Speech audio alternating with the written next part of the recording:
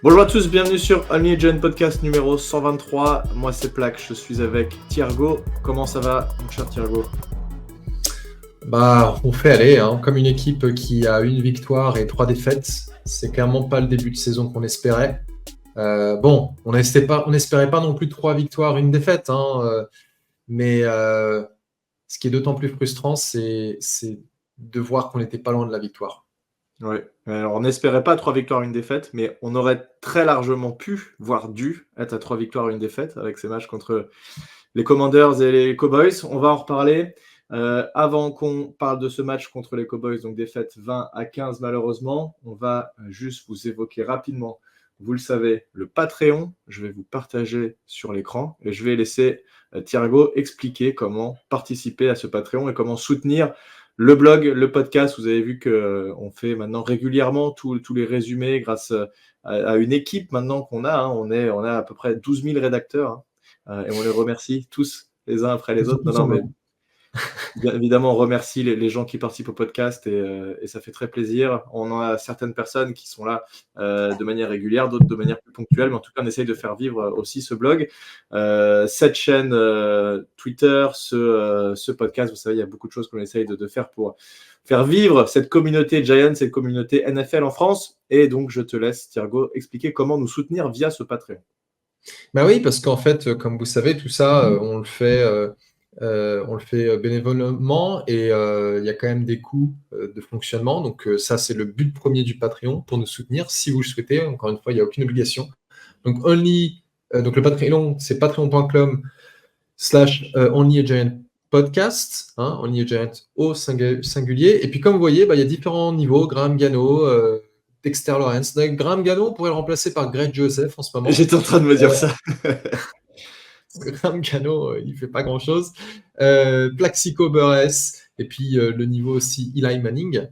On a eu quelques contributions Eli Manning. On a eu plusieurs fois la même personne, le boss qui a participé à ce niveau-là. Ouais. Donc voilà, et donc en fait, ces différents niveaux, ça vous donne aussi accès à différents goodies. On parle aussi de nos contributeurs assez régulièrement sur le blog et le podcast. Et si vous voulez faire juste une donation one shot, vous n'avez pas besoin de faire un abonnement sur plusieurs mois. Vous le faites une fois que vous êtes débité, vous arrêtez l'abonnement. Et puis voilà. Merci encore à nos contributeurs. Effectivement, on le redit, mais c'est vrai qu'il ne laisse pas la possibilité Patreon de faire un one shot. Donc il faut s'abonner. Une fois qu'on est débité, je pense que ça prend un jour ou deux, on annule l'abonnement si on veut faire qu'un one shot. Et si vous n'avez pas les moyens de contribuer, vous avez aussi le droit de nous suivre gratuitement. Évidemment, ça fait partie. C'est pour ça qu'on a commencé. Donc voilà, mais ces coûts d'hébergement, comme on l'a dit plusieurs fois, coûtent quelque chose. Et effectivement, si vous pouvez nous aider, c'est toujours du bonus. Et on remercie évidemment, parce que je ne les ai pas cités, mais Ili qui passe du temps à rédiger les résumés de matchs et qui fait ça de manière très sympathique. Et on remercie aussi Bertie Big Blue qui nous a posté un super article d'analyse de est-ce que on devrait trade. D'ailleurs, je trouve que c'est plus que jamais pertinent après le match qui s'est passé. Est-ce qu'on devrait trade notre ami, comment il s'appelle, receveur Darius Slayton, et Ojulari. Slayton qui a été, j'allais dire victime de drop, mais c'est pas vraiment victime, il a causé des drops et malheureusement, c'est un peu le cas depuis le début de sa carrière. Bref, on va pas s'attarder là-dessus, on va parler de ce match. J'arrête de partager.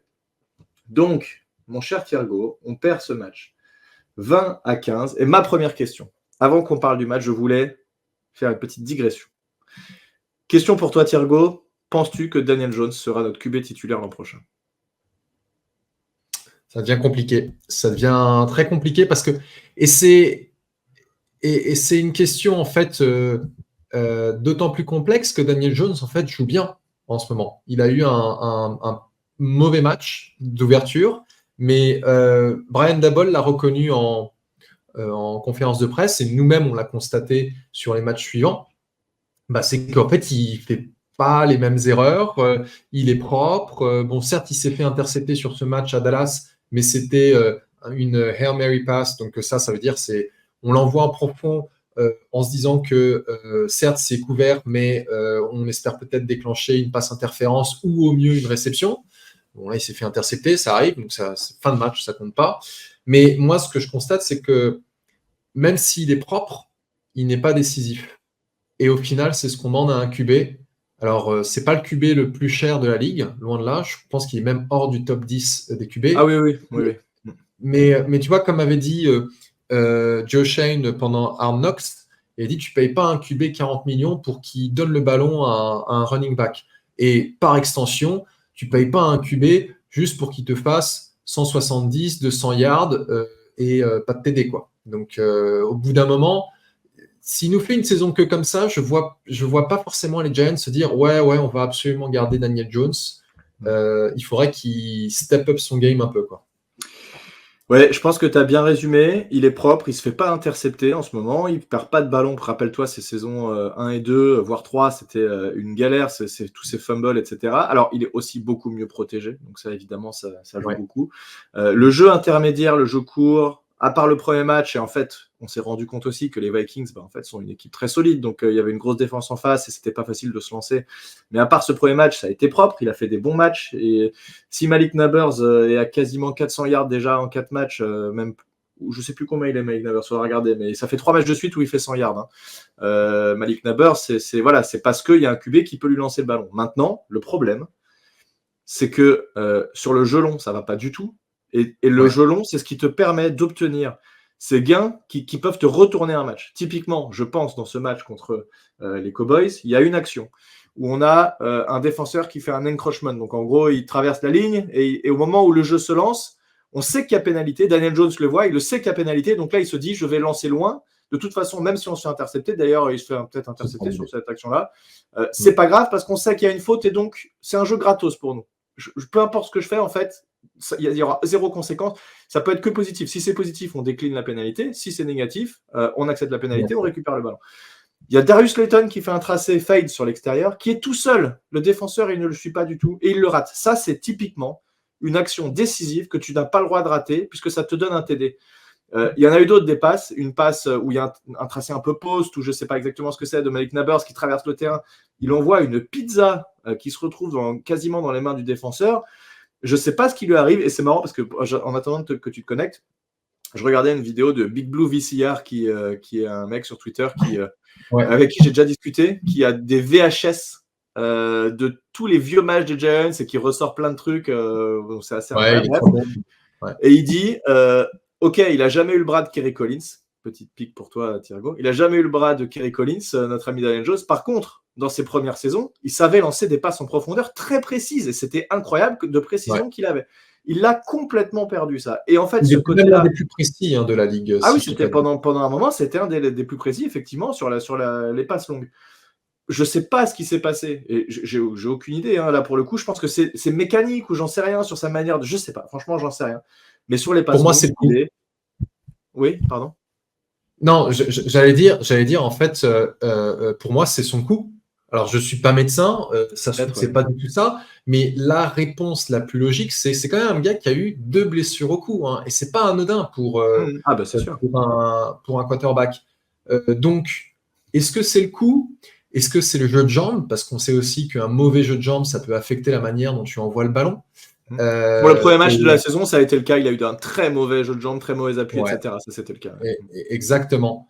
Et le jeu de jambes, encore, ça peut se travailler, ça peut se coacher. Et je pense qu'en fait, il a peut-être le jeu de jambes qui est complètement flingué par des années sans ligne offensive et il n'a toujours pas l'habitude d'avoir une bonne ligne offensive. Là, on va se dire qu'au bout de 4 semaines, il devrait savoir qu'il ne va pas se faire saquer autant que ça. Et il a l'air d'ailleurs un peu plus confortable avec cette ligne offensive. Oui. Mais ce serait intéressant. Et si d'ailleurs, parmi nos auditeurs, il y en a qui sont médecins ou infirmiers, enfin bref, ou kinés, qui s'y connaissent un peu à l'impact que pourrait avoir une blessure au cou de celle de Daniel Jones sur le mouvement qu'il fait, parce qu'on rappelle, il est de profil, il doit armer comme ça, et ton cou est forcément engagé. Enfin, je pense, encore une fois, je ne suis pas médecin, mais pour moi, ce serait la réponse la plus logique à ses difficultés à faire des passes précises en profondeur parce qu'il y arrivait très bien sur ses premières années, comme tu l'as dit. Et là, il est à 2 sur 14 sur les passes de plus de 20 yards cette année ou quelque chose comme ça, une stat de ce genre-là. C'est vraiment nul. Et du coup, le gros problème, en fait, c'est que c'est bien d'avoir. Enfin, là, comment je le vois? Parce que j'avais dit au début de saison, après le match catastrophique contre les Vikings, j'avais dit je lui laisse 3 matchs. Là, on est à 4. là, clairement, comme je vois les choses, pour moi, c'est un excellent remplaçant. T'as Daniel Jones en remplaçant, ah bah t'es royal parce que il sait gérer une équipe, voilà, il a les habitudes d'un quarterback NFL. Par contre, il a pas, et c'est exactement ce que disait Tiki Barber, et ça a été relayé pas mal sur Twitter, et je peux être que d'accord avec ça, avec ce que je vois dans ce début d'année. Il n'a pas ce côté décisif, clutch, de faire la bonne passe au bon moment, la passe longue qui va te débloquer la situation, qui va permettre à ton équipe de s'élever. S'il avait eu ça, clairement, on aurait gagné contre les Commanders, on aurait gagné là contre les Cowboys. Parce que les Cowboys, ils ont fait une prestation très moyenne, à part 2 actions, enfin surtout une action d'éclat où CeeDee Lamb nous met un TD en première mi-temps. Globalement, ils n'ont pas fait grand-chose, ils ont lancé que des passes rapides. Voilà, c'est nous qui avons fait le jeu là aussi sur ce match-là. On a eu le ballon beaucoup plus qu'eux. Donc ça nous oblige en fait tout ça à faire des drives très longs et à ne pas rater. On n'a pas le droit de faire d'erreur parce que c'est du West Coast offense, on avance, on est souvent en 3e tentative, voire 4e, on doit convertir des 4e. Voilà, il y a tout un tas de choses qui fait que c'est compliqué de gagner quand tu n'as pas ces gros gains qui viennent te vraiment soulager ton équipe, ou en une passe, tu te retrouves au moins en position de field goal, quoi. Là, on a eu des problèmes pas pour avancer le ballon, mais pour conclure et pour vraiment se libérer. On a l'impression qu'on est vraiment, tu vois, tu es en train de te noyer, tu as la tête là, quoi. Notre offense, elle est comme ça. Et elle y arrive. On arrive à faire des beaux drives, mais on n'arrive pas à prendre vraiment ce bol d'air frais qui vraiment nous permettrait de 1 ou 2 fois par match d'avoir cette grosse action qui avec Malik Nabers, avec les joueurs qu'on a, il y a largement moyen de le faire. Mais bon, voilà, pour l'instant, ça ne fonctionne pas. Donc pour moi, pour revenir à la question que je te posais, à l'heure actuelle, dans la tête de Daboll, je pense que c'est assez clair. Il va dire, oui, mon QB, il a fait des bonnes choses, etc. Mais c'est pas lui le QB l'an prochain. Je ne vois pas comment ça peut être autrement. Et dernier truc, et tu vas me dire ce que tu en penses, ça, j'ai entendu, alors c'était comment ça, Chris Canty, tu te rappelles Chris Canty qui était D-line chez nous, qui disait ouais, à l'heure actuelle, Daboll, il doit dégager. Daniel Jones a plus de chances de rester que Brian Daboll. Je ne suis pas du tout d'accord. Pour moi, Brian Daboll, de toute façon, tant qu'il n'a pas pu avoir un QB qu'il a drafté et faire comme il a fait à Buffalo avec un quarterback rookie, je pense qu'il est à peu près safe parce qu'il appelle des bons jeux, il appelle des bonnes actions, les matchs sont quand même globalement assez propres malgré tout. Dis-moi ce que tu en penses. Est-ce que tu penses que Daboll est plus sur la sellette que Jones? J'ai pas du tout l'impression. En fait, ce qui est intéressant avec Daboll, c'est que son premier match comme play caller officiel, parce qu'on rappelle encore une fois que la saison dernière, il y a eu des matchs où il avait repris le play call à Mike Kafka, mais officiellement, c'était pas lui le play caller offensif. Donc là, le match contre les Vikings, c'était pas forcément du bon play call. Sur les matchs suivants, ça a été bien mieux. Ce match contre les Cowboys, oui, je pense que c'était globalement bien. Juste un truc que je dirais, c'est il faut qu'il arrête d'essayer de faire des passes à Malik Nabers. C'est la 2e fois qu'il essaie de le faire et puis en fait, c'est trop gros, tout le monde le voit venir. Donc, oublions ce play pendant quelques instants. Et puis peut-être qu'un jour, on le ressortira de derrière les fagots quand plus personne s'y attendra. Mais là, en ce moment, c'est cramé chez tout le monde. Après, je suis d'accord avec toi qu'il est peut-être moins sur la sellette que Daniel Jones, parce que globalement, l'équipe sous Joe Schoen et Brian Daboll, et je pense qu'on pourra en reparler lors de la bye week, de faire un peu le bilan, mais l'équipe va dans le bon sens. On a une ligne offensive qui s'améliore. On a un front seven bourré de talent. On a un super receveur. Donc, tandis que Daniel Jones, même si c'est encore le chouchou de Mara, parce que Mara disait on n'a pas fait grand-chose pour aider ce garçon, en fait, maintenant, on est en train de l'aider, ce garçon. Il a une ligne offensive, il a des super receveurs et les résultats ne sont pas là. Alors, tout n'est pas de la faute de Daniel Jones parce que, rappelons-le, il y a eu quand même 2 passes droppées de la part de ses receveurs à des moments clés qui enterrent le match. Voire 3. On peut même considérer 3 sur la passe de Nabers en toute fin de match aussi. Ouais. Et encore. Il y a une passe sur Wendell Robinson où s'il l'attrape, il a champ libre sur des yards et des yards derrière. Une passe sur Darius Slayton, pareil, où il est censé l'attraper, là c'est pareil. Il y a une passe sur Malik Nabers. Non, mais je vois très bien. Jones. Ouais. Je vois très bien, mais en fait, je la sentais un peu compliquée, celle sur Nabers. Alors, peut-être que je suis plus indulgent avec le rookie que je devrais l'être, d'autant plus qu'il s'est fait une convention. Non, t'as raison d'être Non, puis en plus, il fait 12 réceptions dans le match. Enfin, tu vas pas lui jeter la pierre parce qu'il fait un drop et qu'il te met 115 yards et 12 réceptions. Enfin, tu n'as pas le droit de. Oui, tu vois, c'était pas un drop comme contre les Browns. Les Commanders, pardon. C'était pas comme contre les Commanders où là, c'était un drop absolument horrible de la part de Nabers. Avec une balle facile. Voilà, exactement. Tandis que les balles de Wendell Robinson auraient dû choper ce ballon. Darius Slayton, je ne l'ai plus vraiment en tête, ce play, mais c'est vrai que sur le moment, je me suis dit... Il plonge un peu sur le côté, tu sais, il s'arrête et il plonge, mais il est censé l'avoir. Enfin, c'est pas comme si la balle était mal lancée, elle est bien lancée. Il y a que le receveur qui peut l'avoir. Tu parles de Wendell Robinson, pardon, t'as dit, ou Darius Slayton? Non, je parlais de Wendell Robinson. Wendell Robinson, c'est sur une espèce de slant où la balle lui passe à travers les mains. Exactement. Et en fait, il l'attrape et il s'est terminé. Il gagne je sais pas combien de yards derrière. Donc ça, c'est... Ouais. Donc, et en fait, c'est ça ce qui est... Alors, on pourrait se dire, justement, et c'est ce qu'on a fait pendant des années d'ailleurs avec Daniel Jones, hein, et je ne dis pas qu'on l'a fait à tort de chercher des excuses à Daniel Jones, mais là aujourd'hui, quand on considère le fait que toute l'attaque s'est quand même globalement améliorée autour de lui, on est aussi en droit d'attendre de Daniel Jones plus de production.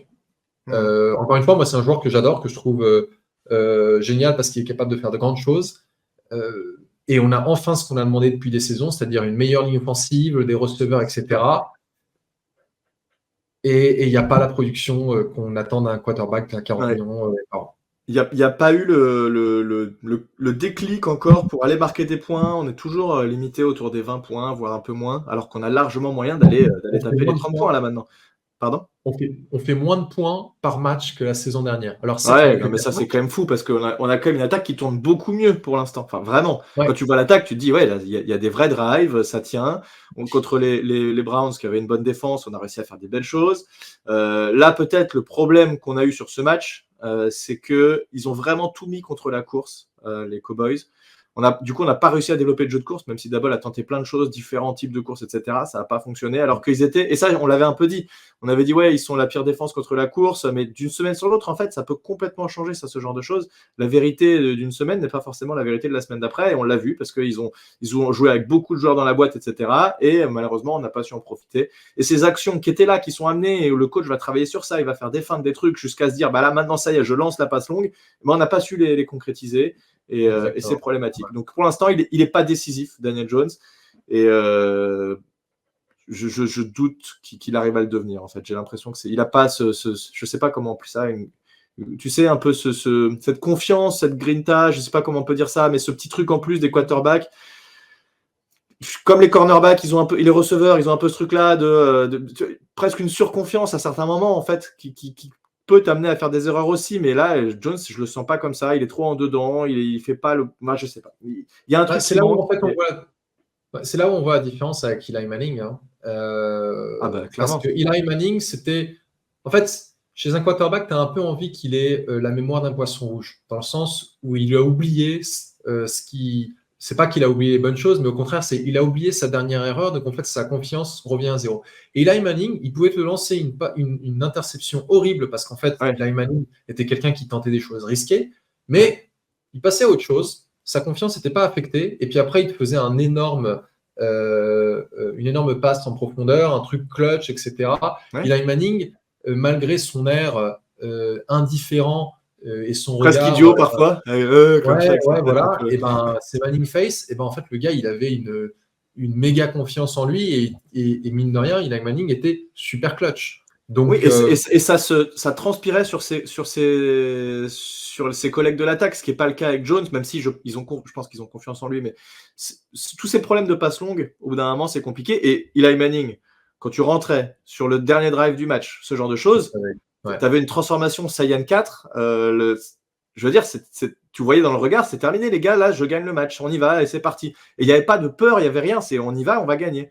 Il l'a montré suffisamment au Super Bowl, on l'a vu. Enfin voilà, je veux dire, il a plus rien à prouver, de toute façon, il a fait suffisamment dans sa carrière, le nombre de drives au dernier moment. Enfin, quand il fallait être clutch, quand il fallait être là, je sais pas ce qui se passe dans le cerveau de ces joueurs de très haut niveau, ou quand il faut être là, ils le sont, et c'est pas le cas de Daniel Jones. Quand il y a besoin de lui à ce moment-là, il lâche l'équipe. Donc voilà. Bon, on va pas en reparler, on a déjà beaucoup parlé, mais voilà, c'est clairement, il y a ce souci-là avec Jones, même si tu vois, il fait un match propre, 29 sur 40, 280 yards, c'est bien, c'est des bonnes stats.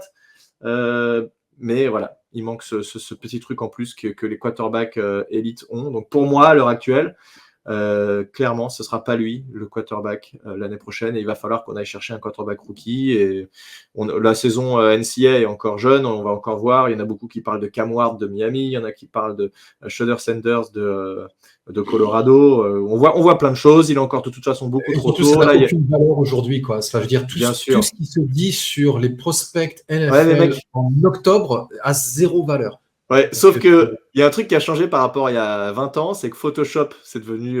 tout le monde peut Enfin, il y a beaucoup de gens qui l'ont et qui font des très beaux photoshopages de n'importe quel quarterback en bleu et avec le NY. Donc, voilà, on se projette et on a envie de... Voilà. Bon, ça m'empêche de faire bouger l'autre. Bien sûr, non mais évidemment, bien sûr. Et c'est beaucoup trop tôt pour se prononcer sur qui que ce soit. Bien sûr, je suis d'accord avec toi. De toute façon, on aura dû prendre JJ McCarthy. D'ailleurs, oui, qui fait une très grosse saison, JJ McCarthy, depuis son lit d'hôpital, pour l'instant. Et pour le coup, en fait, les Vikings, ils sont en train de se dire, est-ce qu'on a vraiment besoin de lui? Parce qu'on est monstrueux en ce moment avec Sam Darnold. Donc, écoute, tant mieux pour eux.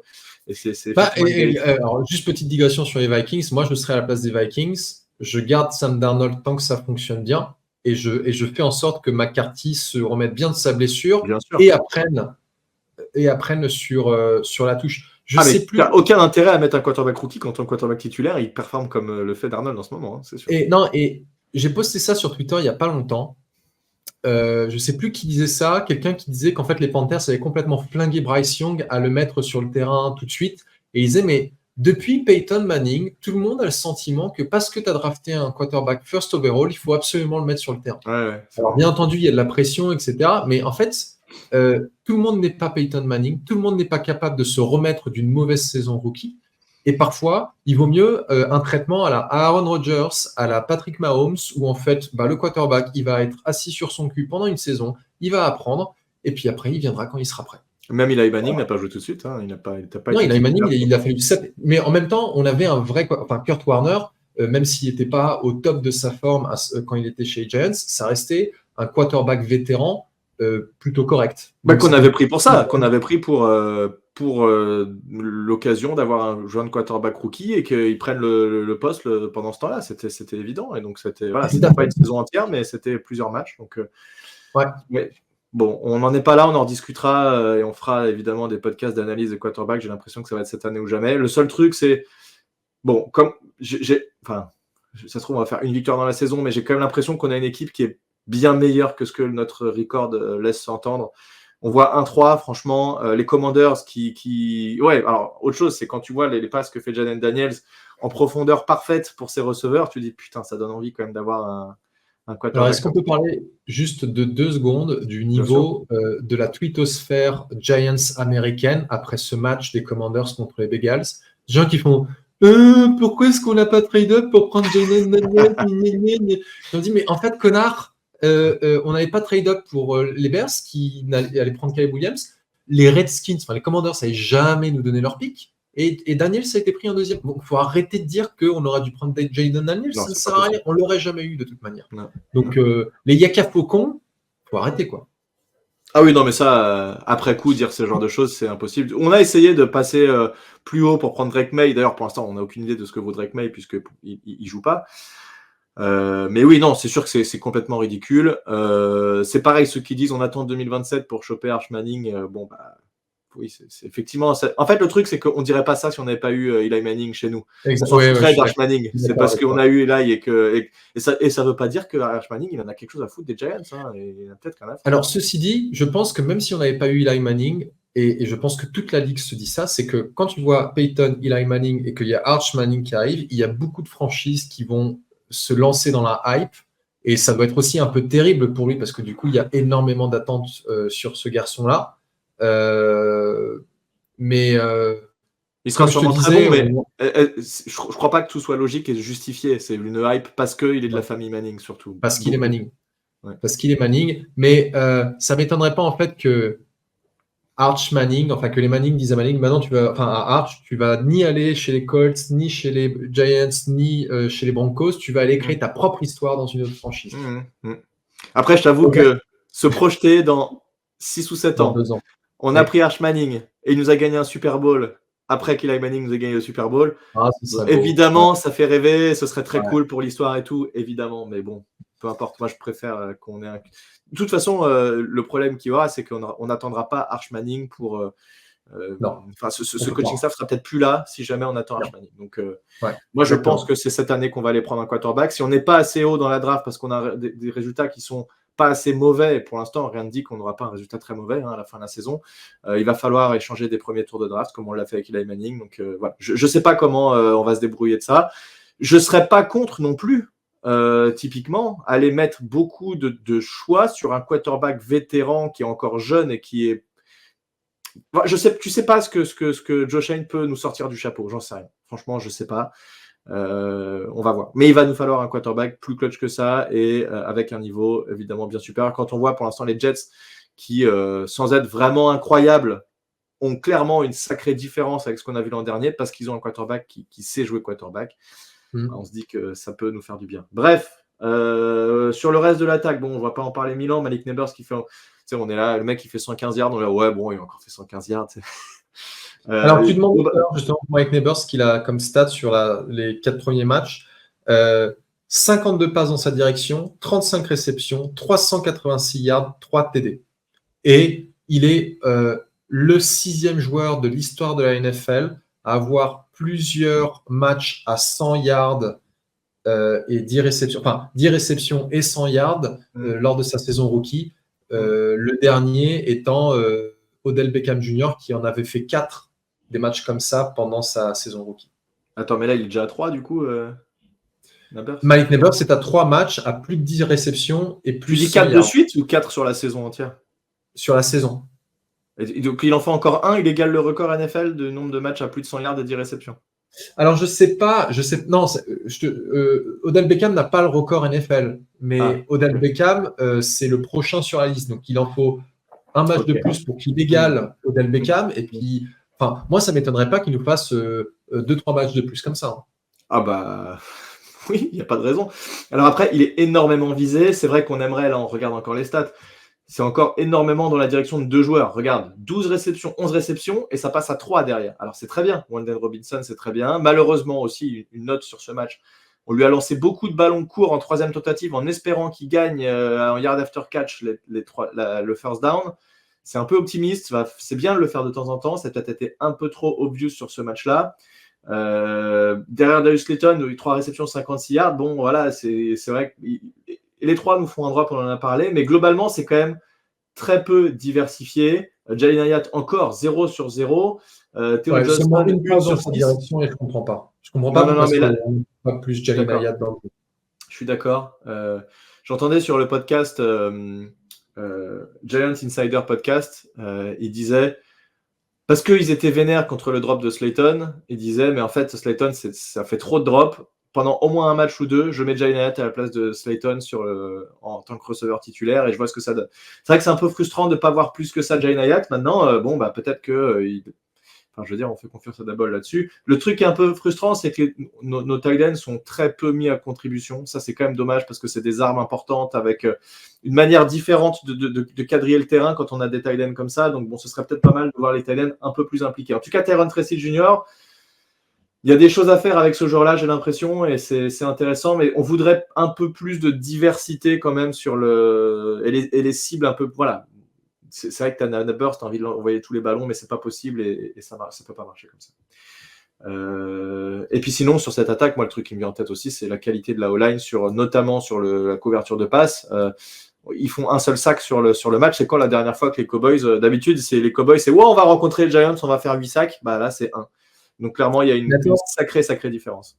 Est-ce que tu as vu cette stat de malade qu'ils ont présentée sur le match-up Micah Parsons Andrew Thomas? Ah oui, il met une pression sur toutes les... Ouais, une seule pression. Une pression concédée en 14 rencontres.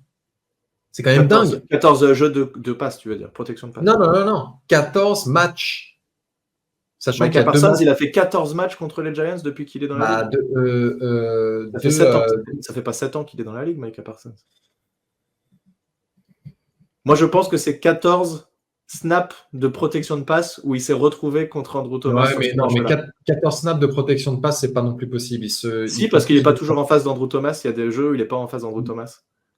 Non, oui, mais c'est pas non plus 14 depuis que Micah Parsons est là. Micah Parsons, que sur ce match-là, à mon avis. Micah Parsons, il est à sa 4e année en NFL. Il rencontre 2 fois par saison les Giants. Ça fait... donc, pardon, c'est pas ça. C'est pas 7 matchs. C'est pas 14 matchs, c'est 7 matchs. là où je me suis planté. Donc, c'est une seule pression concédée en 7 matchs. C'est quand même dingue. C'est une vraie stat, ça c'est parce que Ouais. j'ai pas vu ça, moi. Ok. Pendant le match, il mettait c'est la 7e rencontre de Micah Parsons contre Andrew Thomas, et Andrew Thomas n'avait concédé qu'une seule pression. D'accord. Bon, de la part d'Andrew Thomas, c'est pas surprenant. Parce que forcément, je suis tout à fait d'accord avec toi. Micah Parsons, il va sur tout le terrain, et en fait, généralement, il fait ses sacs contre d'autres linemen des Giants. Et il nous a, moi, pour l'avoir vu l'année dernière en direct, le mec, il est hors norme. Il est juste. Non, c'est sûr. Mais c'est quand même vachement encourageant que cette O-line elle permette quand même d'ouvrir du jeu de passe. Et il est quand même plutôt serein, Daniel Jones, et ça change tout. Hein. Je vais le redire chaque semaine, mais ça a été tellement un enfer pendant 15 ans de ne pas avoir d'O-line, ou 10 ou 15 ans, je ne sais plus, il faut voir exactement. Bon, c'est un sacré changement, et ça peut te changer beaucoup de choses. Et on n'a fait que 4 matchs pour l'instant, mais bon, voilà, ça permet d'ouvrir beaucoup de jeux sur plein de choses. Donc ça, c'est vraiment cool. Et il y a eu un paquet de GM qui ont tenté des choses, et c'est Joe Schoen qui a quand même réussi à stabiliser un petit peu ça, bien aidé, je pense, évidemment, par le coach de la O-line, ça, il n'y a pas de doute. Mais il a fait les bons choix pour réussir à faire en sorte qu'on ait une O-line enfin décente, et ça, c'est quand même sacrément intéressant. Je vais rectifier le tir, Plax, tu avais raison, j'ai trouvé l'information, c'était bien 14 pass rush snaps, mais du coup, je me demande si c'était sur ce match-là, parce que 14 pass rush snaps… Si, c'est ce match-là. Oui, non, ok. En fait, c'est pour ça, tout à l'heure, je comprenais que tu me disais 14 pass rush snaps depuis le début de la carrière de Micah Parsons. Non, sur ce match-là. Ouais, ok. Bon, là, maintenant, c'est plus logique, et je me suis emmêlé les pinceaux. Donc, mais ça reste néanmoins impressionnant. Oui, bien sûr, mais sur autant de matchs, c'est vrai que ça faisait bizarre. Bon, alors, juste quand même, un petit truc, parce que on parle des drops, on parle des problèmes de passes longues.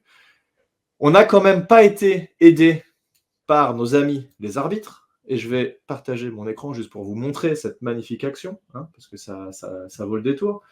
Donc, on a un bloc ici de Daniel Bellinger qui se fait attraper la grille faciale, bien entendu. Je me demande si c'est pas Overshawn, si c'est lui. Il le met au sol, il lui attrape, il le fout par terre. Voilà, donc là, il y a clairement, il n'y a aucun doute. Hein, je veux dire, c'est ultra évident. Ouais. Et quelle est la décision prise par les arbitres? Face mask de Daniel Bellinger, qui nous place en première et 20 ou je ne sais plus combien, qui met fin à notre drive. Donc, ça, c'est absolument impardonnable. Encore une fois, et t'as beau dire ce que tu veux, oui, on ne perd pas que les arbitres. OK. Mais quand on est autant sur un fil que notre attaque pour marquer des points et qu'on n'a pas le droit aux erreurs, je veux dire, on s'en fait déjà nous-mêmes des erreurs. Si en plus les arbitres nous mettent des bâtons dans les roues comme ça sur des actions où on n'a absolument rien à se reprocher, c'est très difficile. Deuxième action du match où ça a été très litigieux, c'est sur le premier touchdown, ou deuxième, je ne sais plus, des Cowboys, où il y a eu 2 flags lancés pour je ne sais plus quelle faute de l'attaque. Donc 2 arbitres qui se disent il y a un truc, il y a un truc, il y a un truc. Ils discutent entre eux, ils reprennent leur petit mouchoir jaune qui rangent bien gentiment. Non, il n'y a pas de faute, touchdown. Mais alors, Brian Daboll, c'est… Ouais, mais justement, alors j'étais sur la première faute, il n'y a pas de débat, erreur d'arbitrage totale. La deuxième faute, et c'est ce que j'ai mis dans l'article, pour moi, il y avait erreur d'arbitrage parce qu'il y avait un holding. Mais en fait, Brian Daboll, en conférence de presse, a dit non, en fait, le holding est fait, c'est pas un holding parce que c'est fait par un joueur qui… Attends, c'est quoi là? Ça n'a pas été fait par un joueur qui est non éligible à recevoir une passe. Donc, ça ne compte pas comme holding. Alors, je ne connais pas cette subtilité de règle, il faudrait que je regarde. Mais donc, en fait, si tu n'es pas éligible, tu as le droit de faire des holdings sans problème. Il doit y avoir une subtilité, mais ce que je veux dire, c'est que Brian Daboll a eu une discussion avec les arbitres et en conférence de presse, il a dit non, ce n'était pas une erreur d'arbitrage parce que c'était ça l'explication. Le truc, c'est que tu peux être sûr que si Daboll était convaincu que c'était une erreur d'arbitrage, il ne se serait pas emmerdé pour faire une réflexion. Les coachs le font tout le temps. Quoique, bon, ils doivent quand même faire attention parce que tu n'as pas le droit de trop critiquer l'arbitrage. Sinon oui, c'est ça. Et puis, de toute façon, ça ne changera pas le résultat du match. Ils ne vont pas revenir dessus. Donc, dans tous les cas, bon, qu'est-ce que tu as à perdre comme temps à faire ce genre de remarques? Mais quand tu vois le truc, tu dis oui, il y a pour moi, il y a 2 holdings, en fait. Sur cette action, tu as Dexter Lawrence qui se fait étrangler. Ouais. Et tu as aussi un holding sur Kayvon Thibodeau. Non, mais mec, de toute façon, bon, enfin, c'est juste frustrant. Ouais, on s'est fait niquer. Est-ce que ça aurait joué le match? Je ne sais pas. Ça vaut le coup de le mentionner pour autant et de dire que on n'a pas forcément été aidés. Ils ont été aussi beaucoup pénalisés, les Cowboys, mais à juste titre dans ce match-là. Donc,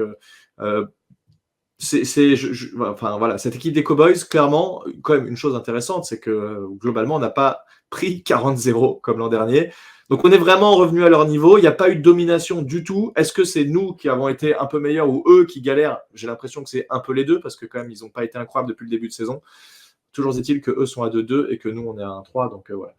Est-ce qu'on switch sur la défense rapidement, même s'il n'y a peut-être pas 10 000 choses à dire parce que ça n'a pas été un match incroyable offensivement de la part des Cowboys, qui en deuxième mi-temps ont absolument rien fait et qui en première mi-temps, à part une très belle action sur CeeDee Lamb où il y a une très mauvaise couverture de Deontay Banks, plus une over pursuit de comment il s'appelle, Tyler Nubin, qui fait pas le plaquage globalement. Et d'ailleurs, ça c'est un truc que j'ai vu puisqu'il y a Dexter Lawrence qui ça l'a gavé de voir qu'il y a une stat qui est sortie. Oui, super, le centre je crois un centre rookie de Dallas qui a obtenu 0 pression de la part de Dexter Lawrence. En fait, Dexter Lawrence dit oui, mais vous savez comment ça s'est passé ce match, donc faites pas attention à sa stat. En gros, toutes les passes lancées étaient rapides. Il y a eu que des petits trucs. Il n'y a pas eu de grosses passes longues où tu as le temps de mettre ton pass rush en place. Et il y a eu aussi du double team. Je crois qu'il y a une stat, c'est un record NFL. Il a été double teamé sur 20 de 25 snaps du match. Enfin, c'est un truc, voilà, c'est clairement.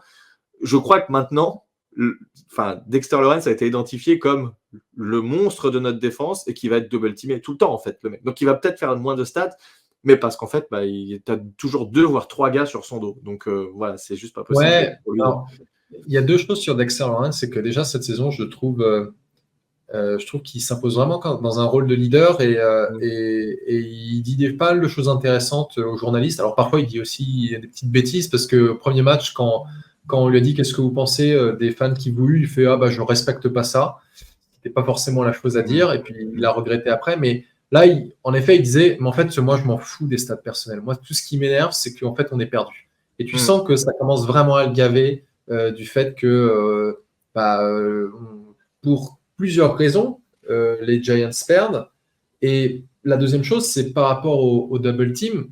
Ouais, c'est normal qu'il se fasse double teamer parce que c'est le meilleur defensive lineman de la ligue. Mais par contre, ce qui m'inquiète un peu plus, c'est que les pass rushers n'en profitent pas plus. Ouais, alors, mais Thiago, quand tu lances des passes en 1 seconde et demie, tu peux pas demander des sacs, c'est impossible. Tu peux pas en fait. Ouais, mais je te parle sur ce match-là, c'était la spécialité. On n'a pas fait beaucoup de sacs parce qu'ils ont lancé très vite tout le temps. C'était leur plan de jeu, c'était ça. On a eu un très bon match contre les Cleveland Browns, où là, c'était le sack fest. Mais sur les autres matchs, on a un peu plus galéré. Donc, bon, on espère qu'il y ait de l'amélioration sur les matchs suivants. Un truc qui est quand même intéressant à noter et que je ne savais pas, c'est que Kayvon Thibodeau, qui a saqué Dak Prescott, c'est le premier Giants à saquer Dak Prescott depuis 2021. On est en 2024. Ah bon. C'est quand même, moi, ça me fait halluciner de dire, putain, Dak Prescott, de toute façon, il est invaincu contre les Giants. Donc ça, c'est... Ouais. Mais après, je suis d'accord avec toi. En fait, en défense, il n'y a pas grand-chose à dire parce que non, le game plan des Cowboys, c'était intelligent. Faire des petites courtes, c'était ce qu'il fallait faire. Ils n'ont pas prévu grand-chose d'incroyable. Ils ont fait leur jeu. Ça a suffi pour nous battre. Voilà, c'est aussi de notre faute qu'on n'ait pas réussi à convertir les occasions qu'on a eues parce qu'ils nous en ont donné des occasions, mais on n'a pas réussi à les convertir. Donc, quand même, on en revient, on l'avait déjà dit la semaine dernière, mais Deontay Banks, malheureusement, pour l'instant, c'est pas le niveau qu'on attend de ce joueur-là. Et même si, bon, voilà, sur l'ensemble de l'équipe, ça se passe à peu près bien. Finalement, on ne se fait pas non plus ouvrir, on ne prend pas des 400 yards à la passe sur nos matchs, ok, mais force est de constater que pour l'instant, Deontay Banks, il se fait un peu bouffer par les wide receivers 1, donc ça, c'est un peu problématique. Ouais. Bon, voilà, j'ai pas grand-chose d'autre à dire. C'est quand même ce qui l'emporte sur ce match-là, c'est la frustration, un peu comme contre les Commanders. Et encore une fois, on pourrait très bien, on devrait au moins être à 2-2, on pourrait être à 3-1. Malheureusement, on est à 1-3, on est dernier. Et d'ici à ce que nos amis des Commanders remportent la NFC cette année, moi je te dis, mon vieux, quand je vois ce qu'ils ont fait au dernier match, il n'y a qu'un pas. Ouais, mais les Bengals ont aussi l'air d'être en mauvaise passe. C'est pas pour retirer du mérite à la victoire des Commanders que j'ai regardé en direct et qui était vraiment impressionnante. Mais moi, si les Commanders gagnent la NFC East, je préfère largement ça aux que les Eagles ou les Cowboys. Bien sûr. Moi, j'ai une certaine... Non, mais j'ai une certaine sympathie pour les Commanders, que j'ai pas du tout pour les autres. J'ai pas une rivalité avec les Commanders, vraiment, que je sens avec les Eagles ou les Cowboys. Donc, s'ils gagnent, moi, ça me va très bien, et ça évitera en plus que toujours la fameuse malédiction de personne ne gagne 2 fois de suite la NFC Est depuis je sais pas combien de temps. Donc, voilà. Bon, bref. En tout cas, les Cowboys, c'est prenable cette année, hein, clairement. Rien ne dit que la prochaine fois qu'on va les rencontrer, voilà, mais... rapidement, la semaine prochaine, on rencontre les Seahawks. On va se faire défoncer. Pour l'instant, sont. Mais t'es vraiment défaitiste, toi. C'est pas possible, ça. Bordel, lève la tête un peu, là. Lève le menton, là. Tu vas comprendre pourquoi on va se faire défoncer. Vas-y, explique-moi. Vas-y. 3e attaque de la ligue en passing yards. Première défense de la ligue en passing yards aussi et en touchdown yards. Ils sont 4e attaque à la course en TD. Bon, 22e en yards. Ils font pas trop de yards à la course, mais bon, en même temps, quand tu avances tellement bien à la passe, pourquoi est-ce que tu aurais besoin de la course? Et ils sont milieu de tableau en défense contre la course. Donc ça reste quand même, enfin je veux dire, on a affronté la pire défense contre la course avec les Cowboys et on n'a pas réussi à avancer. Donc contre la 15e, ça risque d'être un peu compliqué. Et ils sont surtout à 3 victoires pour 0 défaite. Bon, là, ils vont jouer contre les Lions ce dimanche. C'est un bon test pour eux. C'est intéressant de voir ce qui va se passer dans ce match-là. Mais de dire, Thiergo, tu sais bien, tu peux pas dire ils sont première défense contre ça, donc on va rien faire. Ils sont 15e, donc ils sont moyens, donc ça devrait aller. Ils sont derniers, donc on va les écraser. Ça marche jamais, ça marche jamais. Si, c'est quand même assez vrai. C'est franchement vérifié contre les Cowboys que tu es la pire défense. Mais ça, c'est complètement différent. Ça, c'est complètement différent parce que les Cowboys, c'est un rival de division. On sait très bien que les équipes sont capables de complètement changer quand ils rencontrent un rival de division. Les Cowboys, la semaine prochaine, je suis pas du tout surpris s'ils se font rouler sur la gueule encore à la course. Ça dépend du plan de jeu qui est mis en place aussi. Si tu décides de mettre 8 personnes dans la boîte, c'est pas le même plan de jeu que si tu mets que 4 mecs. Et ça nous permet en fait de boucler la boucle. Peut-être qu'on peut conclure sur ça. C'est que les Cowboys sont partis du principe que Daniel Jones n'allait pas être capable de faire des passes longues. Et encore une fois, toutes les défenses de la NFL nous disent de toute façon, on ne respecte pas Daniel Jones, on peut mettre 8 gars dans la boîte parce qu'il ne sera pas capable d'en profiter. Et malheureusement, ils ont raison à chaque fois. Et ça fait mal au cul de la bête. Ils ont raison. Non, mais je suis d'accord. Bref, mais t'inquiète, Cam Ward arrive pour nous sauver et balancer des passes de 90 yards. Ok, très bien. Merci Thiergo. On verra comment ça se passe contre les Seahawks qui effectivement sont pour l'instant à 3-0. On ne sait pas ce qui va se passer cette nuit parce qu'on enregistre dimanche matin ce podcast. Donc on va bien voir. Et puis on se dit à la semaine prochaine. Merci à tous de nous avoir suivis et bonne semaine. Salut. Salut.